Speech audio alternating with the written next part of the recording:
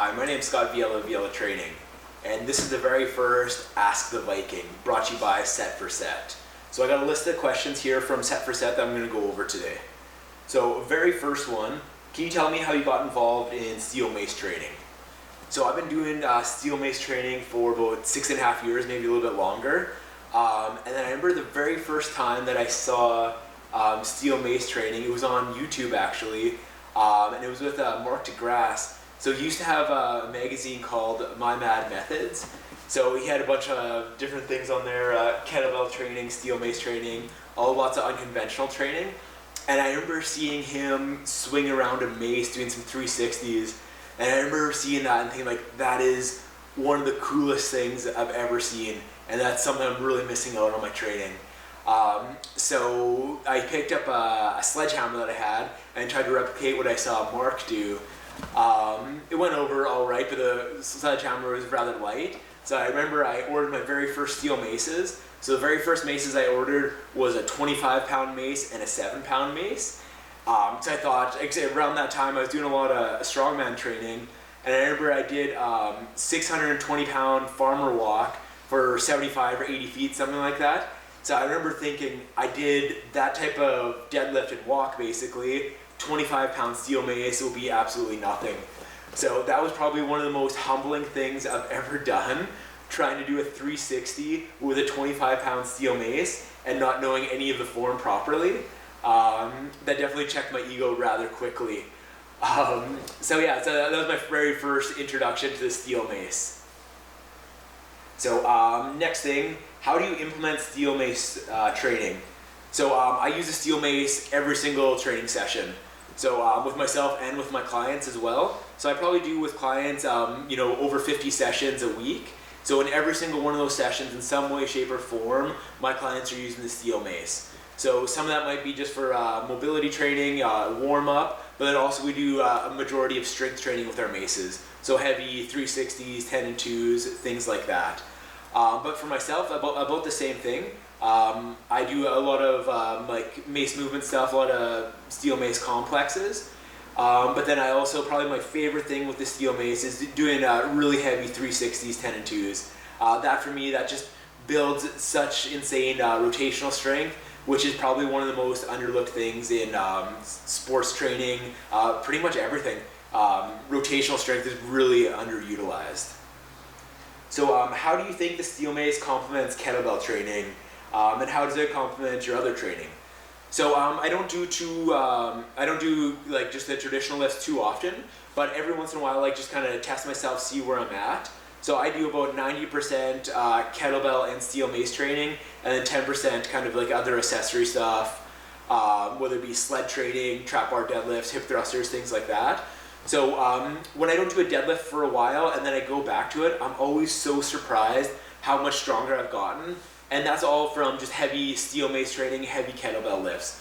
So I think that the steel mace training goes hand in hand with pretty much any type of training, but so much like just the core strength that you get from rotation with the steel mace, it is unparalleled. I don't think that there's anything else that can compare to working and building all those stabilizer muscles that the steel mace does.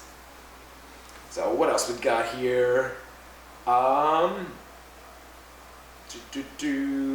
So what are the first reactions for clients when they first train with the steel mace? So some people are super excited to get started, but a lot of people are really nervous about it because, who's ever swung a piece of steel around their head? But people get quite addicted to it. Once they start, swinging the steel mace with doing a 360 or 10 and 2, and getting those movements down and really learning the skill of it, everybody just almost gets like obsessed with the mace training, and that's all they want to do. So I've trained so many people over the years with the steel mace, and honestly, everybody, once they get it down and kind of just get open to the mace, they absolutely love it. Once they kind of get that first impression, like, okay, I'm not going to hit my head with the mace, I'm not going to hit my back, because we do it with proper form. Everybody absolutely loves the mace training. Alright, next one here. What, if any, are the misconceptions of the sport of steel maces? What area of steel mace training do you think should be more researched? So a few things for this for me. I think too many people that are not skilled to train steel mace are training clients with steel mace. So some that just picked up a mace and started swinging it, then they're implementing steel mace training with their clients when they don't know the basics of how to do a proper 360 and things like that. And like I get it, everybody wants to do the really cool flow things, but if you don't have the basics down yourself, how are you going to train somebody else to do steel mace flows and things like that? That's not everybody out there. I just, the thing with Instagram, you see so much of it nowadays, and I just think that before you train a client to do a steel mace work or steel mace flow, whatever the case may be, you got to have those fundamentals down yourself. And like a 2-day training course isn't enough to teach you how to do steel mace stuff properly, to implement it with clients. So something that kind of just reminds me really quick, one of the very first kettlebell certifications I did years and years ago, when we were finished, I remember the instructor saying, okay, now you guys are certified, but if I see you guys doing kettlebell boot camps or kettlebell classes on Monday, we're gonna have a talking to. Because even though you've done that certification, that doesn't mean that you can train people right off the hop. So I think you got to really hone the skill of it and then slowly implement it. So that's just my views, and I think it's a little bit different for everybody. But the other part of the question here, what misconceptions? So everybody that's never actually tried the steel mace, and they see me at my gym and they see me doing 360s with clients or whatever, their very first thing is, I can't do that, that's going to tear my rotator cuff. Or I have shoulder issues, I can't swing that thing, which is actually the total opposite. So many people do come to me with shoulder issues, and then once they start swinging a lighter mace and then getting more incorporated with rotation, almost all the shoulder issues go away. But most people looking in, they think, well, that's just going to tear my shoulders right out of the socket. Which, to be fair, that could happen if you're not doing the movements properly and you are overloading with too much weight. So yes, that could happen. But if you're with a trained professional, someone who's been doing it for a while, and you're learning how to do the movements properly, there's not going to be any issues. And if anything, you're just going to have stronger, more mobile shoulders. So something, perfect example, back in the day, I used to do a lot of really heavy lifting. Heavy shoulder press is my absolute favorite. So I remember I would just load up. I think it worked up to double 110 for a seated military press. And then that fucked up my shoulders so much. I remember actually tearing my rotator cuff, and I think it had to do from that really heavy overhead pressing. And then for the longest time, I had on my left shoulder lots of imbalances, and I would try and do different kettlebell movements, and like a lot of things, even when I do a snatch, I couldn't just properly stack my shoulder. But once I started to incorporate steel mace training, all those imbalances went away, and my shoulders are so strong, so mobile. I can be strong in any type of position. So, and then I owe that all to proper steel mace training. All right, what else we got here? So, can you tell me a little bit about your background, where you grow up, how you got into training? So yeah, I've been a personal trainer for over 13 years. So I did start off a little bit more kind of like just a classic training, bodybuilding, powerlifting, a little bit of sport specific things. And I'm from Prince Albert, Saskatchewan, Canada. So a lot of people might not know where the hell that is. So that is as north can be in Canada. Not a lot going on there. So I moved to Kelowna, BC about 3.5 years ago. And that change for me has been so awesome. We're started December here, absolutely beautiful out. So such a huge change from Saskatchewan to BC, and never looked back. So and then a little bit more depth into my training. So I've trained under some of the very best strength and conditioning coaches in the world.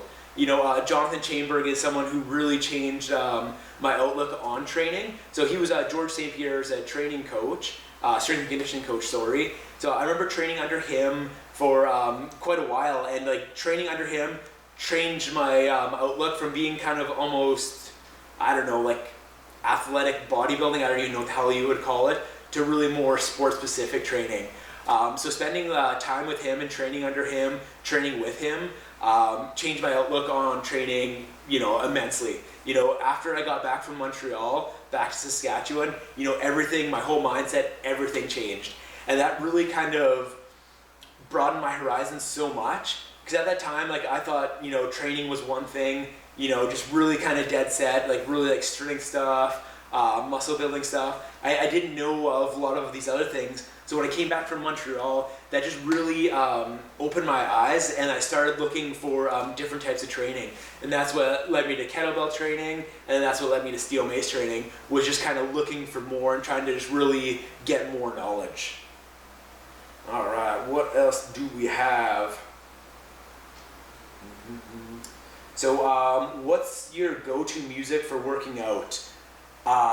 So for me, I always have a few things on the playlist. So Spotify is key, no question. But I'm usually always listening to Rancid, Transplants, a lot of kind of older punk too, Clash, Ramones. Right now, recently I've been listening to a lot of Nirvana. I fucking love Nirvana, Slipknot. But then also total opposite end, things like Drake, like that is always good. So it kind of depends what type of mood you're in, but usually Rancid, Slipknot, Rage Against the Machine 2, another go-to. So any of those type of things always get me pumped up. Training with bare feet, why do you do it? So I've been training bare feet for, I don't even know, 7-8 years, maybe even a little bit longer. I'm so bad at timelines. But I remember I did have like the Vibram 5-finger shoes. So those were great, really liked them, but I just so much more rather train bare feet. You just feel so much more connected. You feel so much more rooted to whatever the exercise you're doing. Like doing a deadlift or a kettlebell swing barefoot, and you can just really dig your heels in, dig your toes in. It just feels so much more natural. So many people are wearing these like big, soft, cushy running training shoes, and you can just see it in their form. So like when a client comes to me and like they do have, thick ass heels on their training shoes, and they go from that to, taking them off and training in bare feet or socks, whatever the case may be, they notice such a difference. What else do we got? Do you have a training philosophy, and if so, what is it? Consistency, staying consistent. That is the best thing you can do. Working out of a big gym and seeing so many people come and go, I see people fall short so often because they're not consistent. They come in, they go balls to the wall for a month, 2 months, 6 months, whatever the case may be. Then they take time off, they're away from the gym, they're away for a month, 2 months, whatever. They come back, they're fucking starting from square one again, and they gotta build themselves up. So, not every day has to be a killer training session, but if you go in, you just do the work, keep on hammering, and then that consistency, time over time, you build.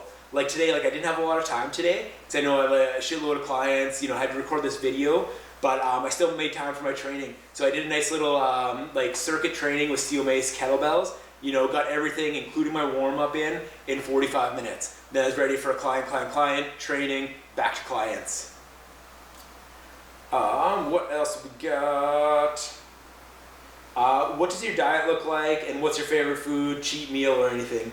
So for me, I'm not too huge on cheat meals. Every once in a while, actually I do have a cheat meal that I do like. So I don't even know if it's classified as food, but I absolutely love Denny's. So get me a Grand Slam, those Denny pancakes, probably my absolute favorite thing. But other than that, I eat pretty much the same all the time, and I love the foods that I eat. I eat elk is probably my favorite thing, raw fruits, vegetables, sweet potato, things like that. Lots of nuts, lots of berries.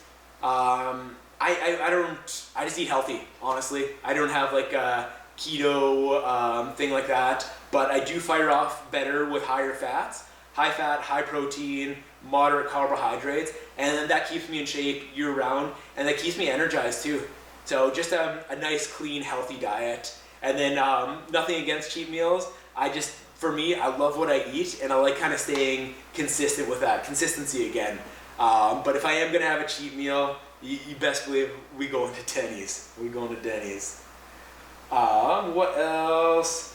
Also this one, let's end off on this one. What do you think of set for set steel maces, and what do your clients think of set for set steel maces? So I would never support something unless I believe in it. And I absolutely 100% believe in set for set steel maces. So I have honestly probably every single brand of steel maces, probably like 6 or 7 different ones, because I do love to try out different ones and just kind of see what it's like, see what my clients like, and then get those maces. So when I first tried the very first set for set steel mace, I was actually blown away. Very well balanced, but the grip on the mace is my absolute favorite. So I have some where the gripping is rather aggressive. I don't mind it so much, but if you're doing a little bit more movement with it, it does tear up the hands a little bit. And then if you have a client that's first coming into steel mace training and they have those maces that have that really aggressive grip, it does turn them off a little bit from the mace training because they're not used to it and their hands get tearing up. It does come with the territory, but then also some are a little bit too slick, so almost like little to no gripping at all. So I think that the set for set steel maces are kind of like right smack dab in the middle. So it's not too aggressive grip, but there's just enough for it where you don't have to like really death grip it, to do like a long set of 360s, 10 and 2s, anything like that. So I think that is one of the things that really separate set for set steel maces from one of the more larger companies. It is the grip, and then the matte black. It just looks slick. So everything about it, like steel maces in general, I think everybody should be using. But my personal favorite is set for set steel maces, and that is because of the grip. And then also, they have a decent price point too. So like anyone can really afford to get started, buy a couple maces, 10 pound, 15 pound, 20 pound. And then you can really start just getting a really good foundation for home training, bringing it into your gym, whatever. So that is all we have for today. So I hope you enjoyed this question and answer. And if you do have any more questions, feel free to message me, comment on this, and we can get this going again. All right, thank you.